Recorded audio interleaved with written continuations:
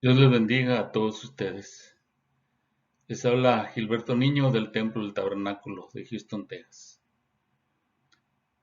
Doy gracias a Dios por darme la oportunidad de estar aquí nuevamente con ustedes. Para empezar la clase del día de hoy, vamos a orar.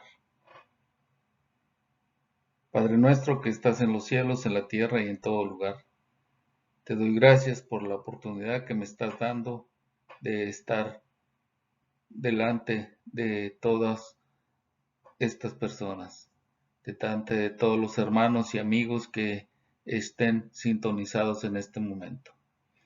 Te doy gracias porque tú vas a ser el que va a traer la clase el día de hoy. Sé tú, Señor, el que nos hables, que tú me uses, que yo solamente sea un vaso, Señor, en el cual tú vayas a derramar de tu espíritu, que tú seas conmigo, que tú seas el que hable y no yo, que ayudes también a todos aquellos hermanos y amigos que estén en estos momentos sintonizados. Que tú los bendigas, que tú los ayudes, mi Dios, para que podamos ellos y yo entender lo que tú tienes para nosotros en este día. En el nombre de Cristo Jesús, y a ti sea la gloria y la honra por siempre. Amén.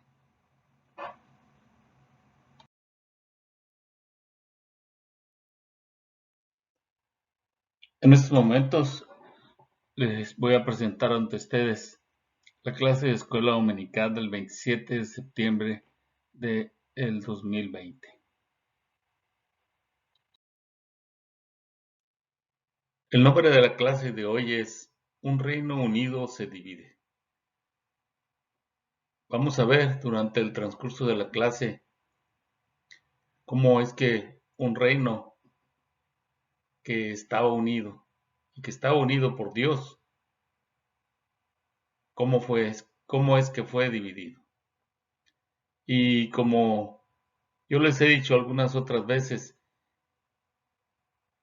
que siempre que queramos analizar algunas cosas, tenemos que preguntarnos qué, quién, cómo, cuándo, dónde y por qué.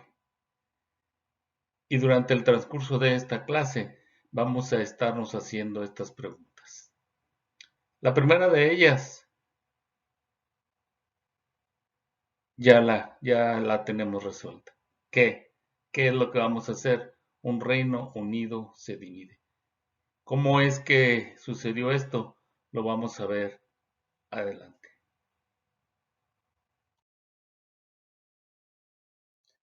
Aquí podemos ver nosotros el reino dividido.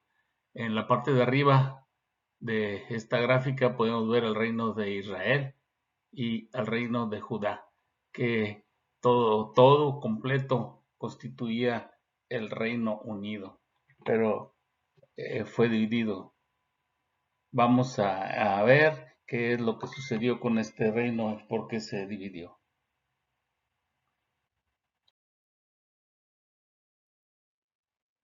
En esta otra gráfica vemos cómo desde la muerte de Salomón en el año 932 a.C., desde ahí empezó la división del reino. ¿Cómo fue esta división? Fue dividida en dos partes. Una llamado el Reino del Norte, Israel, y la otra llamada el Reino del Sur, Judá. El Reino de Israel, su capital la tenían en Samaria, y el Reino de Judá, su capital estaba en Jerusalén. El Reino de Israel fue extenso, próspero y agrícola. En cambio, el Reino de Judá fue pequeño, pobre y ganadero. Pero a pesar de todas estas cosas, en el año 721 a.C., el reino del norte, o sea Israel, desaparece como reino al ser conquistado por los asirios y fue llevado al destierro hacia Nínive. El reino de Judá duró un poco más, hasta el año 587 a.C., en el cual los babilonios destruyen a Jerusalén y los llevan al destierro a Babilonia.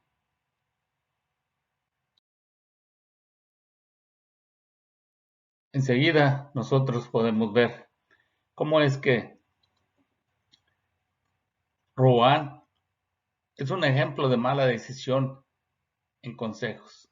Eso fue lo que causó la división del reino. Nosotros ya estamos viendo aquí algo de las causas de esta división. Roboam fue un ejemplo de una mala decisión en consejos, y eso fue lo que llevó a la división del reino.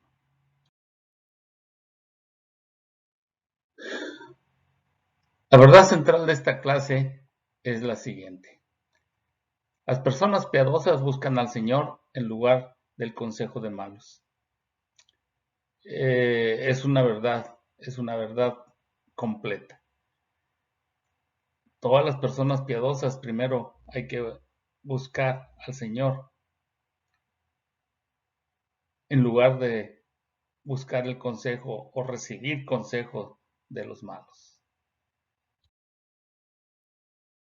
El versículo clave lo encontramos en el Salmo 1:1. Bienaventurado el varón que no anduvo en consejo de malos, ni estuvo en caminos de pecadores, ni en silla de escarnecedores se ha sentado.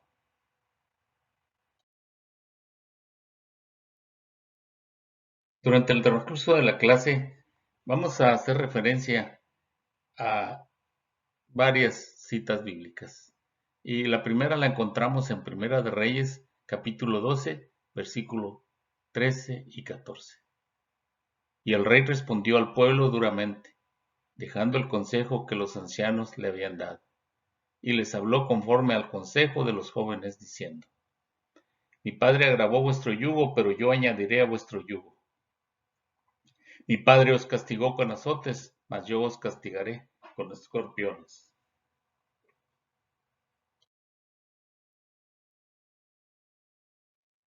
Otra cita está en Segunda de Reyes, capítulo 21, versículo 1 al 2. De 12 años era Manasés cuando comenzó a reinar, y reinó en Jerusalén 55 años. El nombre de su madre fue Epsiba, e hizo lo malo ante los ojos de Jehová, según las abominaciones de las naciones que Jehová había echado de delante de los hijos de Israel. Este es uno de los reyes malos, de los reyes que no fueron buenos. Manasés.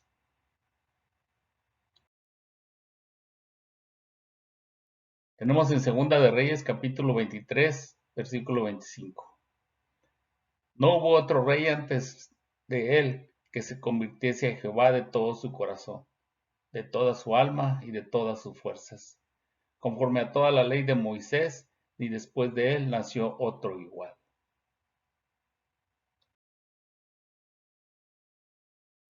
Segunda de Reyes capítulo 17, versículo 5 dice: Y el rey de Asiria invadió todo el país y sitió a Samaria, y estuvo sobre ella 3 años.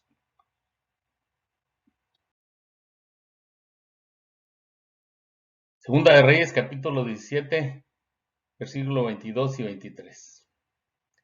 Y los hijos de Israel anduvieron en todos los pecados de Jeroboam que él hizo, sin apartarse de ellos, hasta que Jehová quitó a Israel de delante de su rostro, como él lo había dicho por medio de todos los profetas sus siervos. E Israel fue llevado cautivo de su tierra a Asiria hasta hoy.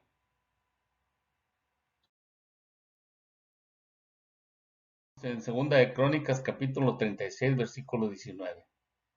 Y quemaron la casa de Dios y rompieron el muro de Jerusalén, y consumieron a fuego todos sus palacios y destruyeron todos sus objetos deseables. Segunda de Crónicas capítulo 36, versículo 20 dice así: Los que escaparon de la espada fueron llevados cautivos a Babilonia, y fueron siervos de él y de sus hijos, hasta que vino el rey de los persas. Segunda de Crónicas, capítulo 36, versículo 21. Para que se cumpliese la palabra de Jehová por boca de Jeremías, hasta que la tierra hubo gozado de reposo, porque todo el tiempo de su asolamiento reposó, hasta que los 70 años fueron cumplidos.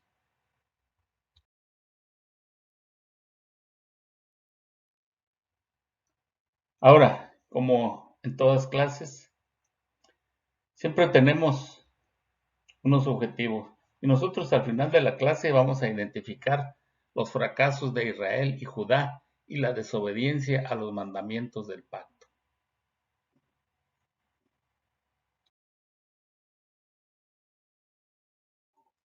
También al final de la clase vamos a reconocer nosotros que nosotros mismos podríamos enfrentar tentaciones y pecados similares al tomar decisiones.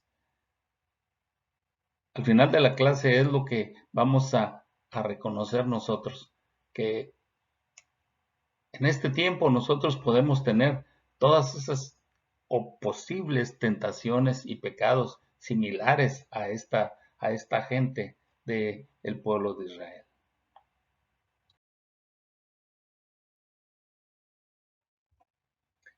Pero hay una cosa muy importante. Eso sí, vamos a tomar la determinación de que si nuestras decisiones son afectadas por el deseo de ajustarnos a la cultura y a la sociedad actual, tenemos que arrepentirnos. Así es, después de hacer todo lo anterior, que ya nos determinamos nosotros a arrepentirnos de todo esto, porque puede ser que vengan a nosotros esas tentaciones y pudiéramos llegar a cometer esos pecados también.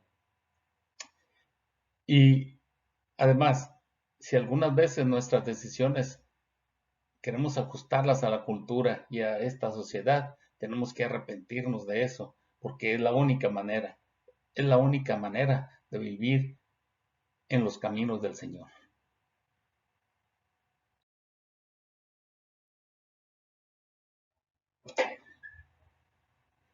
Vamos a hacer referencia en estos momentos a una frase que Winston Churchill dijo en una ocasión. Y él dijo así: aquellos que no aprenden de la historia están condenados a repetirla. Es por eso que nosotros tenemos que aprender acerca de nuestra historia. Tenemos que aprender acerca de la historia del pueblo de Israel, porque es nuestro propio pueblo. Nosotros pertenecemos a la familia de Dios y el pueblo de Israel era la familia de Dios también. Entonces, tenemos que aprender acerca de ellos para que esa historia no se repita. Y ahora es que hay también otra cosa. Siempre ha sido un dicho que dice que más vale que nosotros aprendamos siempre de los errores en cuerpo ajeno y no de nosotros mismos. Y precisamente nosotros en este momento vamos a aprender de esos errores para que entonces de ahí nosotros agarremos el mejor consejo que siempre ha sido el que nosotros tengamos que aprender de esos errores. Nosotros vayamos a aprender de ellos, porque eh, simplemente todos hemos cometido errores y cometemos errores a diario, pero hay una cosa que hay que aprender de ellos y no repetirlos. ¿Qué sucede cuando una persona se arrepiente de ciertos pecados que cometió, pero al día siguiente los vuelve a cometer? Eso no está bien. Nosotros lo que tenemos que hacer es aprender de ellos para no repetir eh, esa misma situación.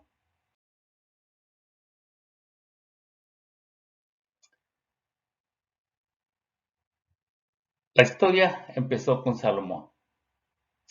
Salomón,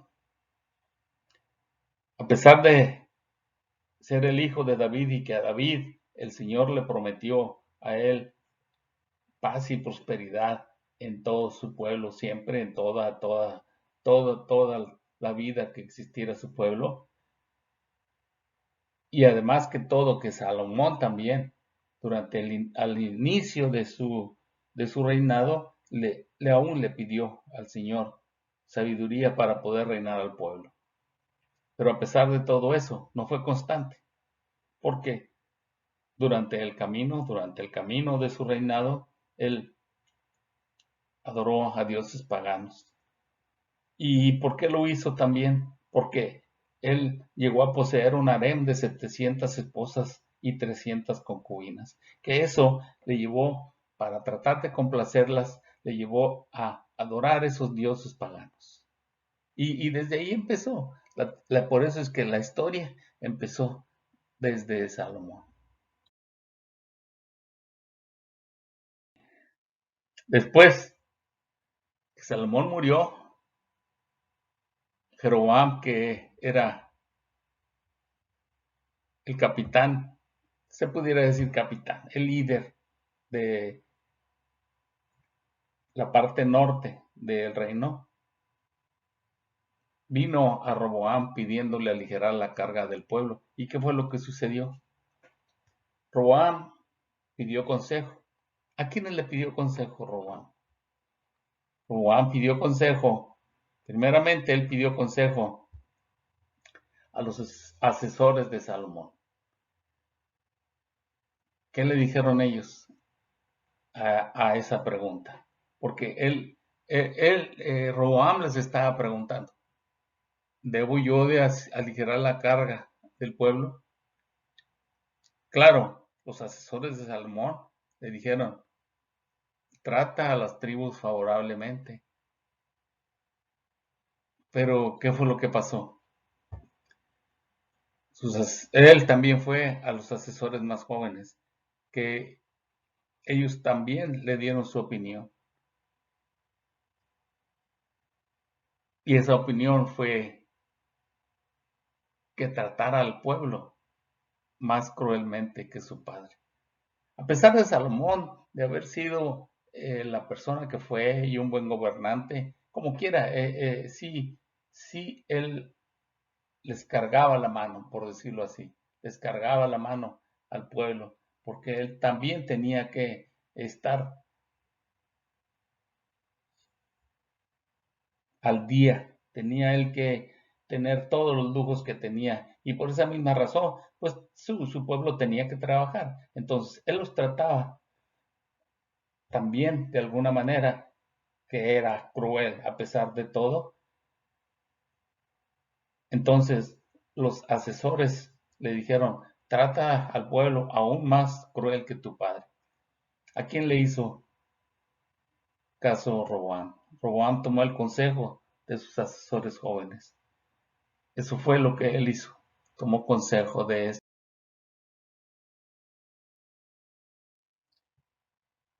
Fíjese usted muy bien. Si nosotros tomamos decisiones de acuerdo a consejos impíos, nos lleva nosotros a resultados, pero muy desastrosos, que fue exactamente lo que pasó en este caso.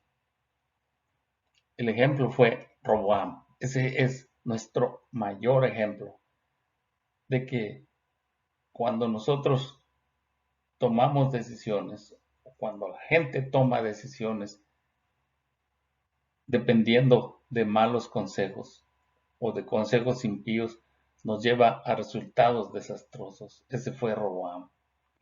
Ejemplo de toma de decisiones con resultados desastrosos.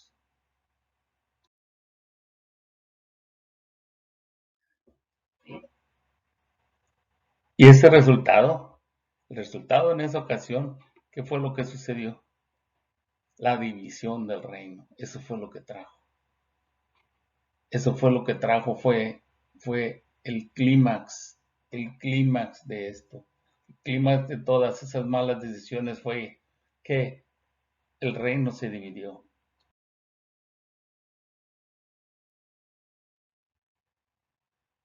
Ahora, la división del reino fue profetizada por el profeta Ahías a Jeroboam, líder del norte del reino de Salomón.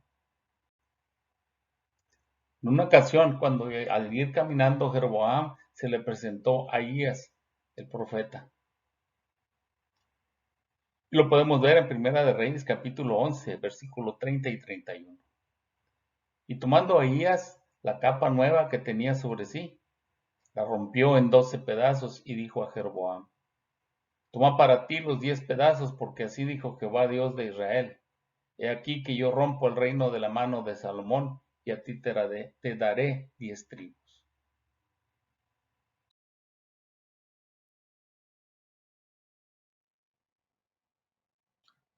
Roboam perdió 10 tribus del norte, que se identifican como Israel, y se quedó con Judá.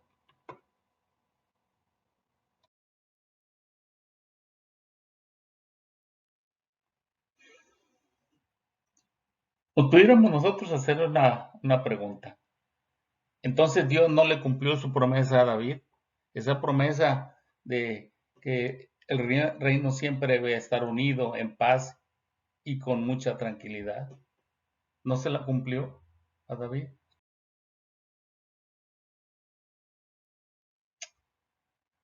Pero hay una clave en todo esto, porque la clave para experimentar las promesas de la Biblia es tener un corazón comprometido con Dios. Algunas veces nosotros decimos, ok, es que Dios me ha prometido esto, me ha prometido esta otra cosa más, y lo tomamos como un hecho, porque realmente así es. Si Dios lo promete, Dios lo va a cumplir. Pero hay una cosa, ¿estamos nosotros realmente comprometidos con el Señor? Debemos de primeramente estar comprometidos con Él para poder nosotros echar mano de todas esas promesas que Él nos ha hecho.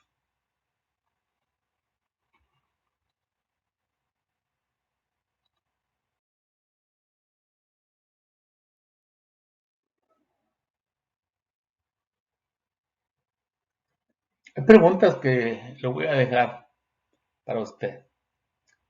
Le voy a dejar de tarea para que usted las tenga siempre y que las tenga siempre en mente.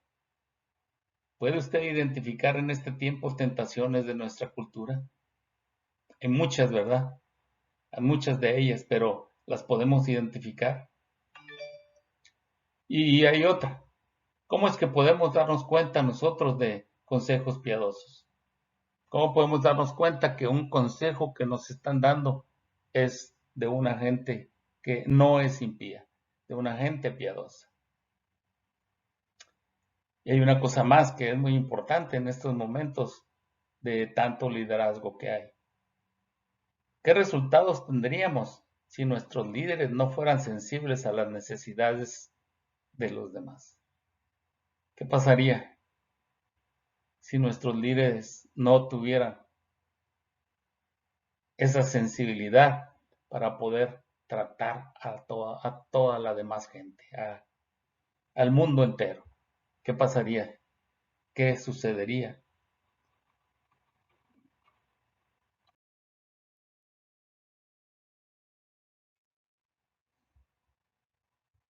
Ahora, regresando nosotros al pueblo de Israel, vemos nosotros que en los libros de los reyes tiene, tiene todo el registro de la conducta de los reyes de los dos reinos.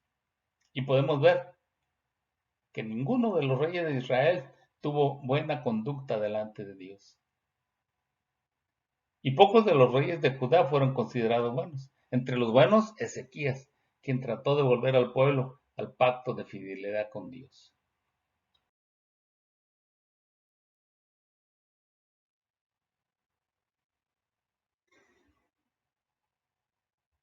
Pero Manasés, que le precedió, fue considerado el peor de los reyes. Fue el que causó la idolatría. Promovió esa idolatría a los ídolos cananeos, hasta el punto de ofrecer sacrificios humanos. Consultó a mediums, perdón. Ignoró y asesinó a los profetas que profetizaron contra él. Sus pecados fueron tan severos que trajeron juicio sobre Judá. Recordemos a Manasés como ese rey malo, como ese rey que no hizo las cosas bien.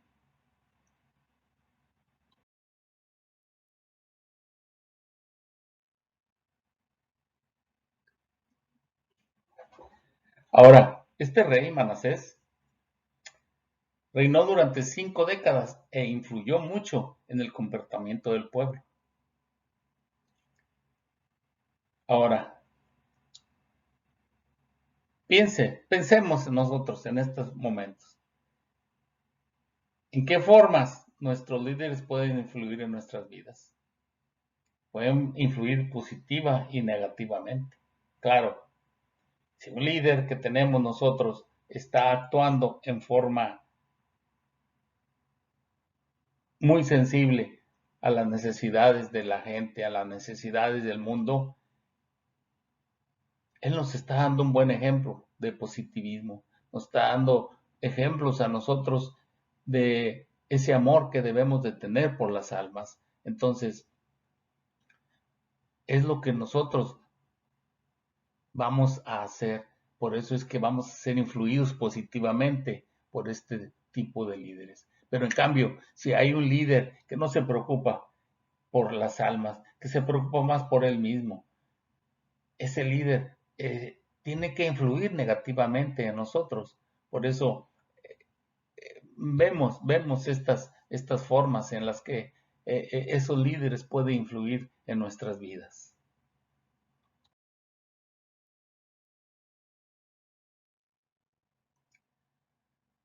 Josías, que le precedió a Manasés, se comprometió a servir a Dios y a seguir a la nación de Judá de regreso a Dios. Pero ¿qué sucedió? Sucedió que además de eso, en el reinado de Josías se encontró el libro de la ley. Nosotros lo podemos ver en Segunda de Reyes capítulo 22, versículo 8. Entonces dijo el sumo sacerdote Hilcías al escriba Safán: He hallado el libro de la ley en la casa de Jehová. E Hilcías dio el libro a Safán y lo leyó.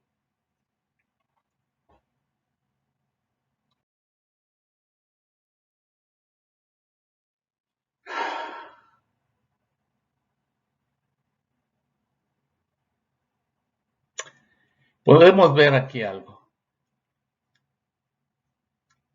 Al nosotros ver la actitud que tuvo el rey Josías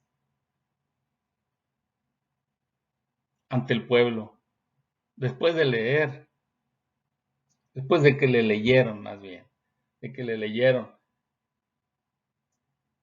las escrituras que encontraron,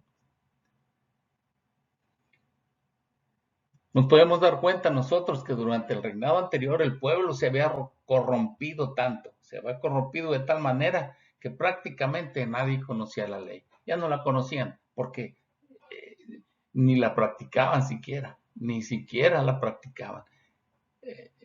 Aquí hay otro ejemplo que nosotros tenemos que tener en cuenta también. Tenemos que tener en cuenta que tenemos nosotros que estar leyendo continuamente la palabra de Dios para poder también llevarla a cabo y practicarla. Segunda de Reyes, capítulo 22, versículo 10 al 11. Asimismo, el escriba Safán declaró al rey diciendo: El sacerdote Hilcías me ha dado un libro, y lo leyó Safán delante del rey. Y cuando el rey hubo oído las palabras del libro de la ley, rasgó sus vestidos. En ese tiempo, la gente mostraba su tristeza, mostraba su congoja, rasgándose sus vestidos. Eso fue lo que le sucedió a Josías. Él se sintió tan triste que tuvo que rasgar sus vestidos, porque realmente él ni siquiera había oído de las escrituras, porque vivían ellos en un pueblo que ni siquiera las había leído nunca, no estaban comprometidos con el Señor.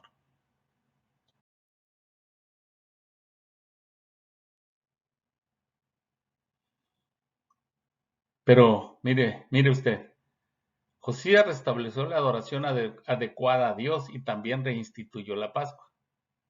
Pero este avivamiento no duró porque la gente no mantuvo el cambio interno hacia la piedad. Esto es como cuando una persona viene a los pies del Señor solamente por una necesidad. Solamente por una necesidad viene y claro, si esa persona solamente viene por eso y el Señor se lo cumple, pero solamente lo hizo por eso. No hizo un cambio interno en su vida. El cambio fue externo porque quería algo del Señor. Fue a la conveniencia de esa persona. Y eso fue lo mismo que hicieron aquí la gente de este pueblo. El avivamiento no les duró mucho porque la gente no mantuvo ese cambio, no quiso mantener. Y es como les digo, es lo que sucede. La gente no se mantiene. Algunas veces no es que el Señor no está con nosotros y no siguió estando con nosotros, sino es que nosotros no nos mantuvimos en sus caminos.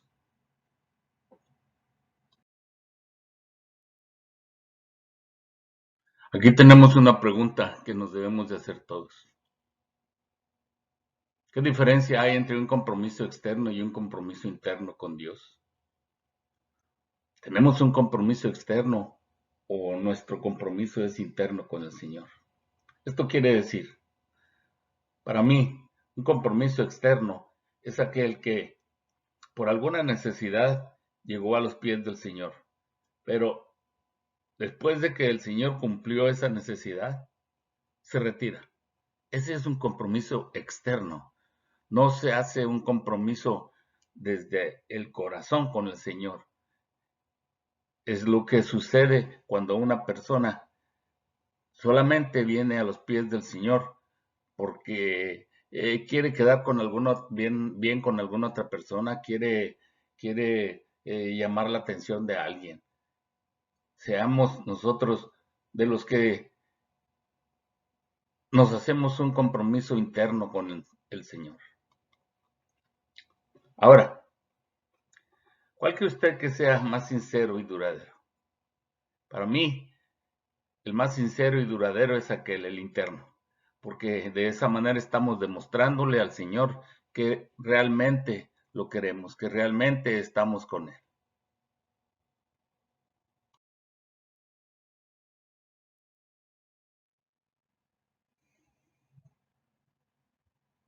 Ahora, vamos a empezar directamente a ver lo que fue la caída de Israel y de Judá. ¿Por qué sucedió? Si es que Dios había prometido paz y prosperidad en la tierra que les había dado. Eso fue lo que Dios prometió. Pero, en cambio, ellos solo debían servirle. Pero lo que hicieron fue, se pusieron a adorar ídolos y participaron en pecados de todo tipo. Eso fue lo que le sucedió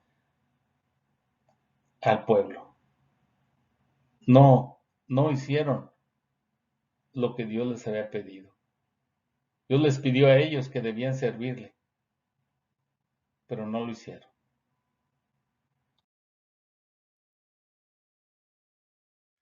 El Señor se los advirtió muchas veces.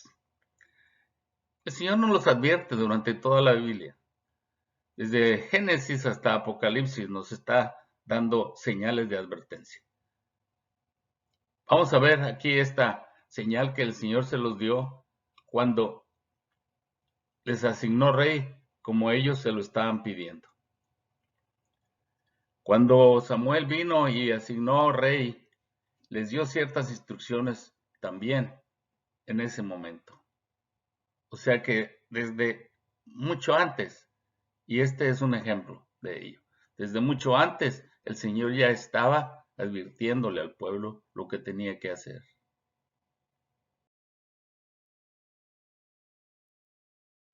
Primera de Samuel, capítulo 12, versículo 13 al 15. Ahora pues, he aquí el rey que habéis elegido, el cual pedisteis.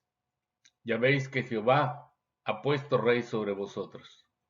Si temieres a Jehová y le sirvieres y oyeres su voz, y no fuereis rebeldes a la palabra de Jehová, y si tanto vosotros como el rey que reina sobre vosotros servir a Jehová, vuestro Dios, haréis bien. Mas si no oyereis la voz de Jehová, y si fuereis rebeldes a las palabras de Jehová, la mano de Jehová estará contra vosotros como estuvo contra vuestros padres. ¿Se da cuenta? Aquí el Señor les estaba cumpliendo un capricho, porque era un capricho el que ellos tenían. Era un capricho de tener un rey como las demás naciones. Se los cumplió. Pero les hizo una advertencia y les dijo, no seas rebelde y oye la voz de Jehová. Y si el rey también esto hiciera, entonces Jehová irá contra vosotros, como estuvo contra vuestros padres.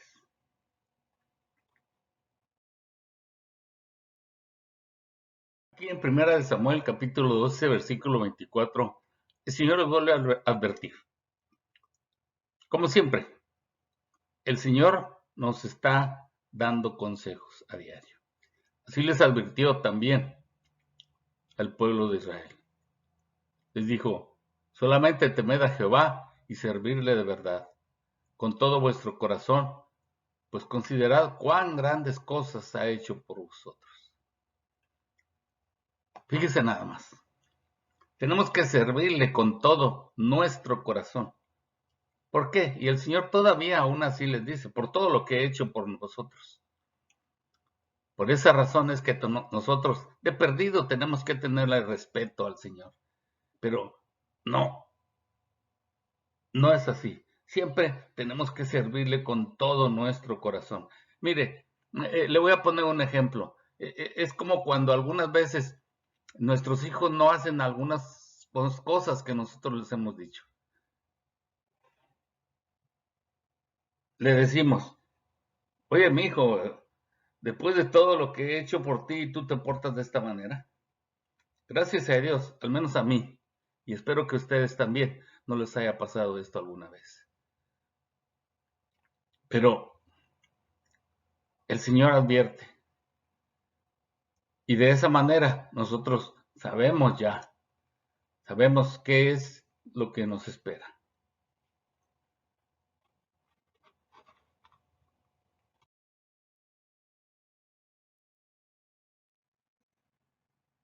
Empecemos por Israel.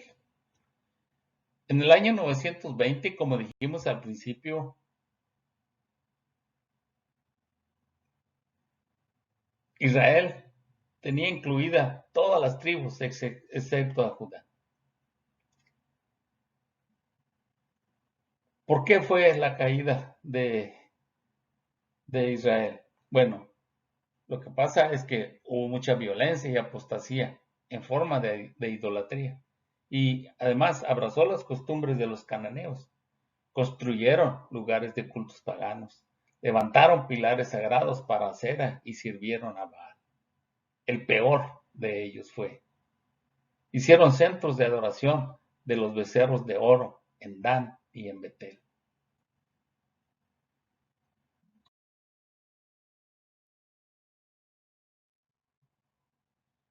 La caída de este pueblo fue alrededor del año 722 a manos de los asirios. Si se dan cuenta, usted fue del 922 a el 722. A pesar de todo, Dios les dio 200 años de gracia. No lo hizo inmediatamente. Dios les dio tiempo para su arrepentimiento.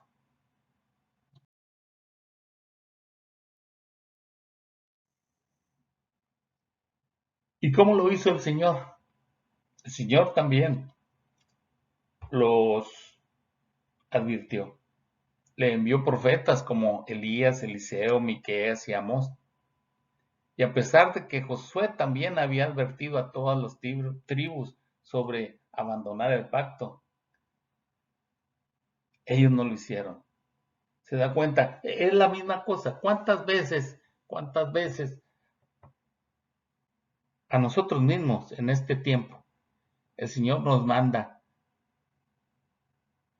personas o nos hace que leamos alguna, alguna cita bíblica en la cual nos está advirtiendo Él de lo que pueda suceder y no le hacemos caso. En ese tiempo Él envió profetas como Elías, Eliseo, Miqueas y Amós.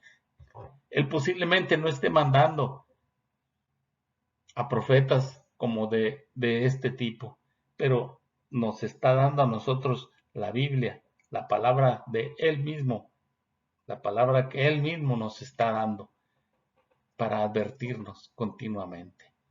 En este caso también Josué les había advertido y les advirtió a todas esas tribus, de qué es lo que les iba a suceder si abandonaban el pacto.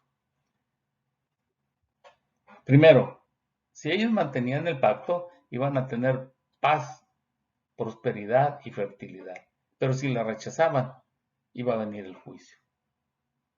Son advertencias que algunas veces no creemos, que no creemos si nosotros no estuviéramos viendo y leyendo, sabiendo nosotros la historia de esto que le sucedió al pueblo, no lo entenderíamos, no pudiéramos creerlo, pero así sucede.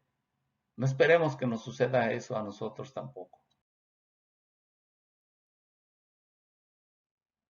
Ahora, vamos por el lado de Judá, la otra parte del reino. Y podemos ver que a pesar de que Judá era la línea de la cual vendría el Mesías, eso no lo libró del castigo. Algunos de sus reyes fueron buenos, pero no lograron que el pueblo sirviera solo a Dios. No lo lograron porque no fueron constantes.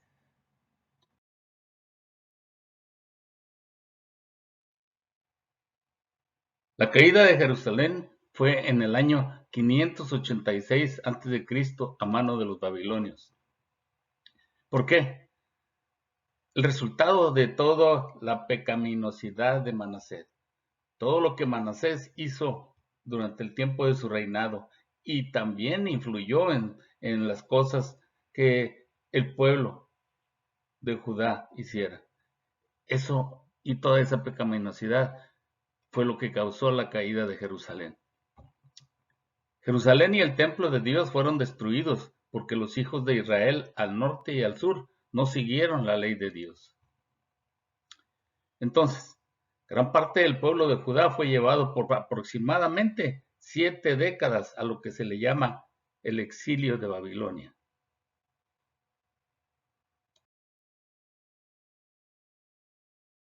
En este tiempo hay gente que cree que hay dos dioses dentro de la Biblia, dos dioses diferentes. Un Dios del Antiguo Testamento que es un Dios lleno de juicio, es un Dios al que mató mucha gente, al que no cumplió lo que prometió, el Dios que mata en las batallas, el Dios que mata aún hasta niños. Y hay otro, según ellos, en el Nuevo Testamento, que es un Dios lleno de gracia. Pero no, solamente hay un solo Dios. Ellos creen que en el Nuevo Testamento existe este Dios que tenemos ahorita que es lleno de gracia porque envió a su Hijo Jesús a morir por nosotros. Él tuvo misericordia de nosotros y mandó a su Hijo para que en la cruz del Calvario Él pagara por todos nuestros pecados. Por eso es que ellos creen que hay un Dios lleno de gracia, pero no, solamente hay un solo Dios.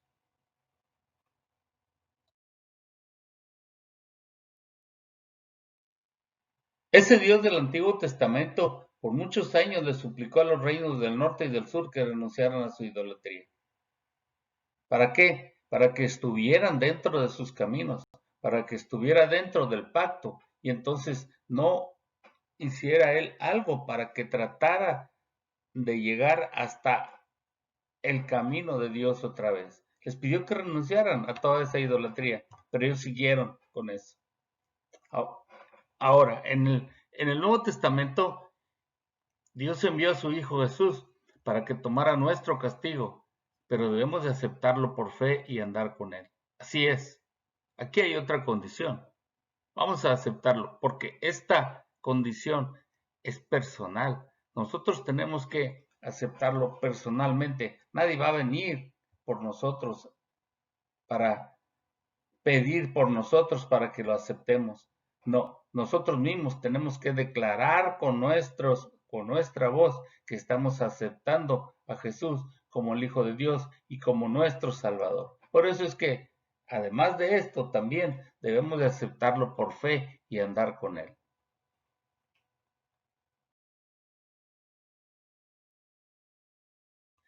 En nuestros tiempos, hay gente que lee la Biblia y agarra los versículos de la Biblia para protegerse, pero solamente agarra los que les conviene. En este caso, en el Salmo 86:15 dice: Mas tú, Señor, Dios misericordioso y clemente, lento para la ira y grande en misericordia y verdad.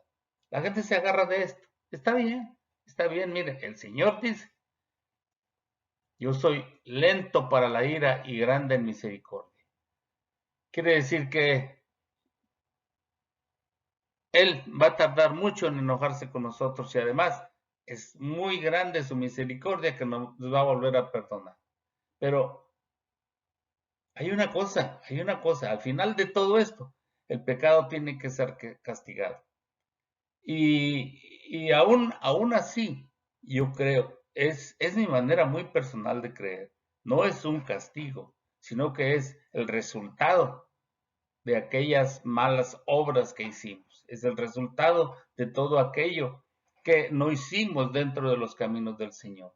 Algo tiene que haber, algo tiene que haber. Si hay algo en este mundo y si hubiera seres vivientes en otros planetas, también sería lo mismo. Si hacemos alguna cosa, el resultado de eso va a tener que venir en un momento. El resultado de la maldad, el resultado del pecado va a ser castigado, así como se dice aquí. Pero no es castigo, es el resultado de todo aquello que hicimos mal.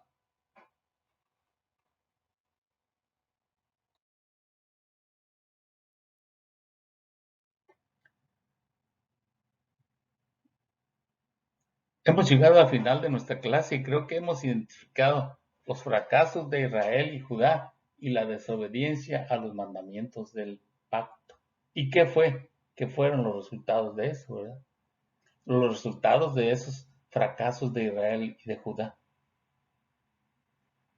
Ahora, tenemos que reconocer también que podemos enfrentar nosotros tentaciones y pecados al tomar decisiones. Lo primero, y se dice también, cuando, cuando tenemos una enfermedad, lo primero es que hay que reconocer por qué fue esa enfermedad, por una cosa o por otra, es lo que dicen los doctores. Cuando una persona es alcohólica o drogadicta, le dicen, lo primero que tienes que hacer es reconocer que tú eres o drogadicto o alcohólico. Primero hay que reconocer lo que somos. Entonces tenemos que nosotros reconocer que hay muchas tentaciones y muchos pecados en el mundo, pero está de nosotros el decidir si lo vamos a hacer o vamos a seguir los caminos del Señor. Y hay una cosa más importante, y es la última en la que nosotros tenemos que arrepentirnos. Cuando nuestras decisiones, todo lo que tomamos, todas las decisiones que nosotros tomamos son afectadas por el deseo de ajustar a la cultura y a la sociedad actual, tenemos que determinarnos a arrepentirnos. Tenemos que tener la determinación de arrepentirnos. Ahora, yo decía, cuando nosotros tenemos una decisión que es afectada por cualquier deseo de nosotros, de querernos ajustar a esta cultura, de querernos ajustar a la sociedad, entonces es que tenemos que arrepentirnos. No podemos nosotros también estar acordándonos siempre de aquello de que Dios es un Dios que es lento para la ira y grande en misericordia. Claro que lo es, claro que lo es. Pero no vamos a estar todos los días, estar haciendo cosas malas, al siguiente día arrepentirnos, o al final de la noche, o al final del día, más bien, arrepentirnos y pedirle perdón. Él nos va a perdonar, claro, pero va a haber un momento en que no tengamos una comunión completa con el Señor, que nuestra oración no va a llegar hasta Él. No va a llegar hasta Él para tener la oportunidad de darnos el perdón, de aceptar nuestro arrepentimiento. Entonces, no lo hagamos, no lo hagamos. Hagamos todo de corazón. Hagamos todas las cosas dentro del camino del Señor.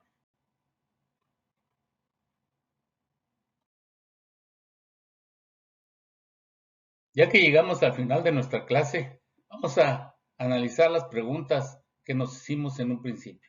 Esas preguntas que les dije que siempre tenemos que hacernos para tratar de analizar completamente algún asunto.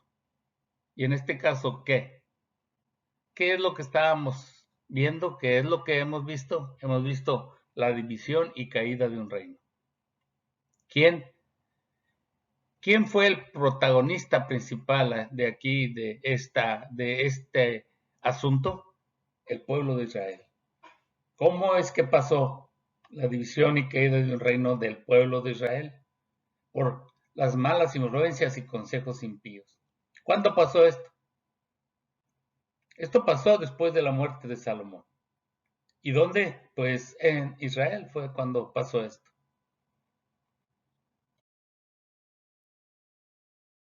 Esas preguntas, yo creo que la más importante aún para nosotros en este momento es ¿por qué? ¿Por qué pasó esto? Por la desobediencia, por pedir consejos a impíos y lo más desastroso, el incumplimiento del pacto. Así es que ahora ya sabemos por qué sucedió esto. No esperemos que nosotros nos suceda lo mismo. Por eso, precisamente por la desobediencia, no desobedezcamos las indicaciones del Señor. Y vamos a pedir consejos solamente a la gente y sobre todo pedirle a Dios que nos enseñe a qué gente es que tenemos que pedirle nosotros consejos para no caer en el desastre tan grande que pasó en el pueblo de Israel, para no caer de la gracia del Señor y siempre cumplir el pacto que tenemos. ¿Cuál es el pacto que tenemos con el Señor? Estar siempre en sus caminos, estar siempre en sus caminos y seguir todas sus reglas.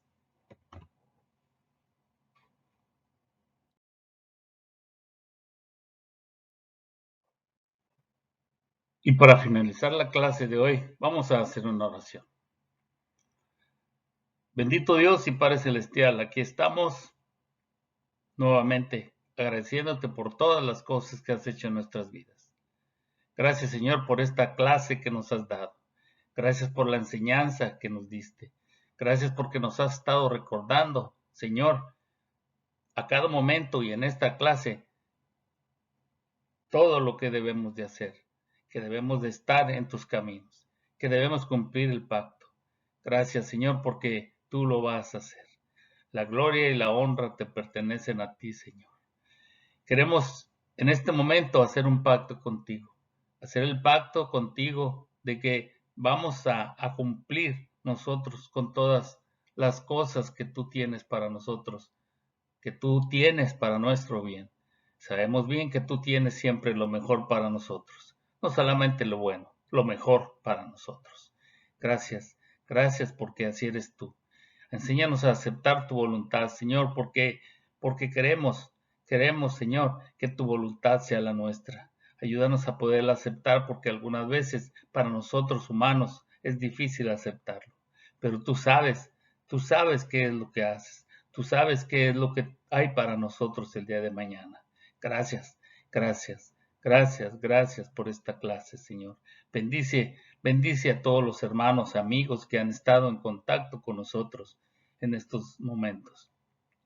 Bendícelos y que esta palabra tuya llegue hasta sus corazones y sobre todo que la pongan en práctica. Eso es lo más importante, poner en práctica lo que tú nos dices. No podemos solamente estar diciendo las cosas de nuestra boca, tenemos que accionar, tenemos que nosotros obrar, tenemos que nosotros hacer ver que somos realmente unos cristianos, que somos seguidores tuyos, y por ser seguidores tuyos vamos a estar dentro de tus caminos.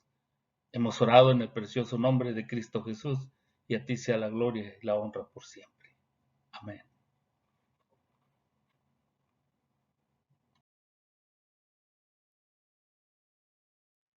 Posiblemente ustedes vayan a decir, ay, este hermanito no acaba de despedirse nunca.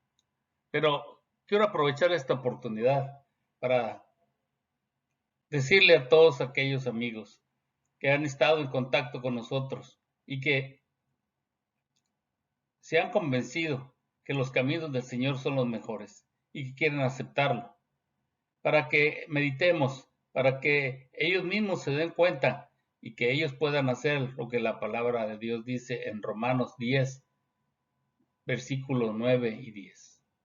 Que si confesares con tu boca que Jesús es el Señor y creyeres en tu corazón que Dios le levantó de los muertos, serás salvo. Porque con el corazón se cree para justicia, pero con la boca se confiesa para salvación. Si tu amigo en estos momentos quieres aceptar al Señor, solamente tienes que confesarlo con tu boca, pero tienes que hacerlo tú.